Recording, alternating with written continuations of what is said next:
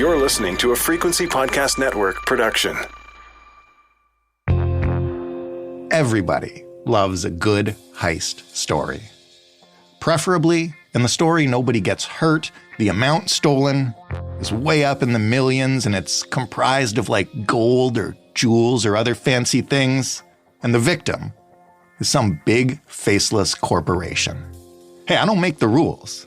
Hollywood does, and just about 1 year ago, at Toronto's Pearson Airport, we had a future blockbuster in real time. Once this cargo was offloaded at a holding facility, subsequent to its arrival, this high-value container was removed by illegal means from the holding facility. In the weeks and months that followed that day, we learned almost nothing. They got away, scot-free.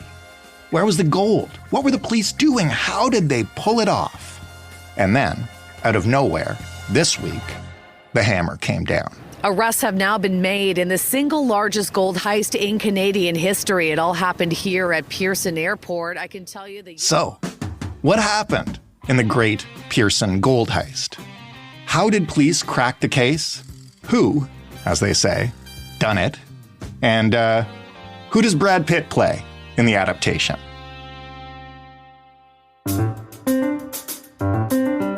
I'm Jordan Heath Rawlings. This is The Big Story. Andy Takagi is a general assignment reporter at the Toronto Star who seems to join us every time there's a really interesting and fun story. Andy, hello. Hi, how are you? I'm doing well. Is it weird if I start off by asking you if you've ever seen Goodfellas, the scene where Henry Hill is like screaming in the shower after he learns about the heist? The city cops say fine. Your counsel has not said anything, but they promise to break their silence. No, it feels very appropriate for this. Why do we all love a good heist movie? I'm not sure. I think it reminds us of, a time that you think has gone by of gangsters. And I mean, like a gold heist is something completely different that I feel like you don't hear about at all anymore. Yeah, so take us back then, and we'll cover this week's news in a few minutes, but just take us back a year ago. Broadly, what happened at Pearson Airport? Sure. So a year ago on April 17th, 2023, at around 6 o'clock in the evening, there's an Air Canada plane that is parked in a warehouse at Pearson International. It's come from Zurich. It has 6,600 gold bars, about 400 kilograms worth, valued at about 20 million, and also the equivalent of around 4 million in foreign cash. And that's set to be picked up by Brinks. But someone shows up, they present a waybill to Air Canada employees, and they load the gold bars and the cash into the truck, and they drive away. Brinks employees show up a few hours later looking for their shipment, and it turns out they gave the gold away to the wrong person. And that's all we really knew up until yesterday. In the immediate aftermath, when we didn't know anything, what did Air Canada and Brinks, say in terms of who was to blame and how this happened? Yeah, so Peel Police didn't really say too much. They said that they were looking into it. It was an ongoing investigation, but they were very tight-lipped about what was happening. We only got more details about what had actually happened and how the theft occurred when Brinks decided to sue Air Canada for what it said was a lapse in security. Basically that, this person with the phony waybill was able to bypass Air Canada's security measures, and Brinks lost their shipment of gold and of cash because of it. Do we know who that gold and cash actually belonged to? They were hired by Volcambi SA, a Swiss precious metal refinery, and Raiffeisen Schweiz, a Swiss retail bank. I'm so sorry if I butchered that. And that's who had hired Brinks to transport the gold and the cash from Zurich to Toronto. And when the heist itself occurred, they just presented the waybill and they just drove off, right? Like nobody got smacked around, nobody got hurt? No, it was completely, kind of like we're comparing it to all these heist movies. It's like an Ocean 11's heist, right? They show up and they drive off with 24 million estimated value of gold and cash. So we heard nothing for weeks or months, but what do police now say was the first thing that sort of broke the investigation open? So there's a big break in the case when a driver from Brampton, who was identified by Peel police as the man driving the original truck in the heist, he's pulled over at a traffic stop in Pennsylvania in September of 2023. And he decides to run because he knows, and police later find out, that he has 65 illegal firearms in the truck that he's driving in Pennsylvania, including automatic weapons. Police arrest him. They realize that he's wanted by Peel police. They contact each other, and then they start connecting the dots that this gold and cash heist has now expanded into arms trafficking. How does that happen? How do guns come into this story? So Peel police didn't exactly make the direct connection, but they said that the Brampton man who was pulled over in Pennsylvania, that he was given a large amount of money to go down into the States, buy these firearms, and then bring them back into Canada. So the presuming theory is that some of that money was probably from the gold and cash heist, that he was given this money. He's the truck driver in the original heist as well. So seems like a runner type in the heist movies. And so he goes down, runs to get these guns, and then is supposed to bring them back into Canada. The police continue putting everything together behind the scenes, obviously. And then this week we get a huge announcement.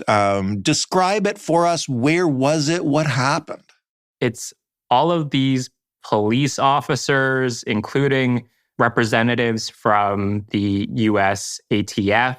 Brampton Mayor Patrick Brown is also there.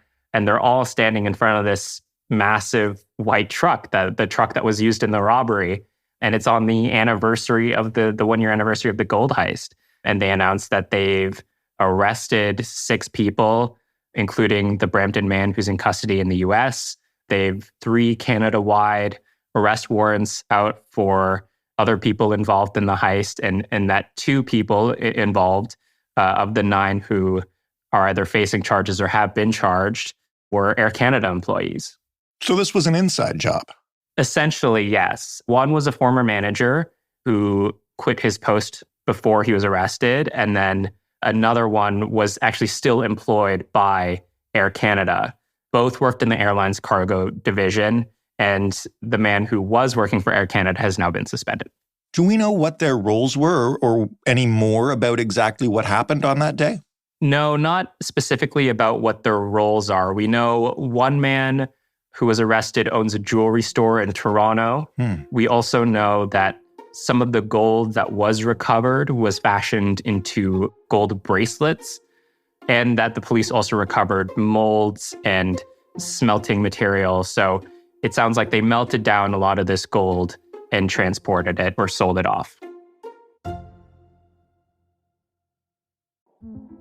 In 2007, TV network CBS dropped 40 kids in the middle of the New Mexico desert as part of a brand new reality show. These kids would have to build their own society from scratch. And if this sounds like Lord of the Flies to you, well, it was meant to.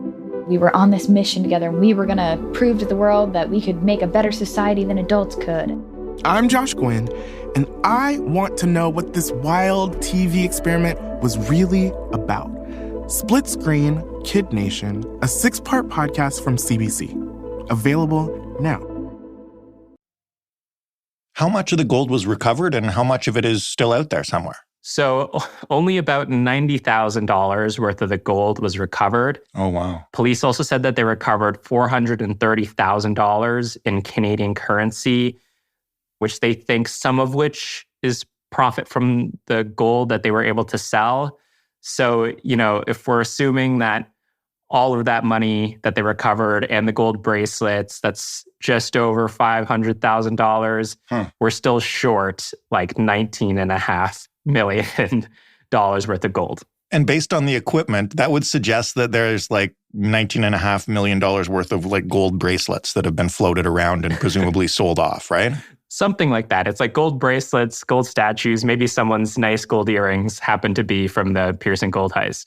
Will we ever find out where that stuff went? What do police say about like what they're still trying to figure out and what they know, but I guess won't tell us till the trial comes about?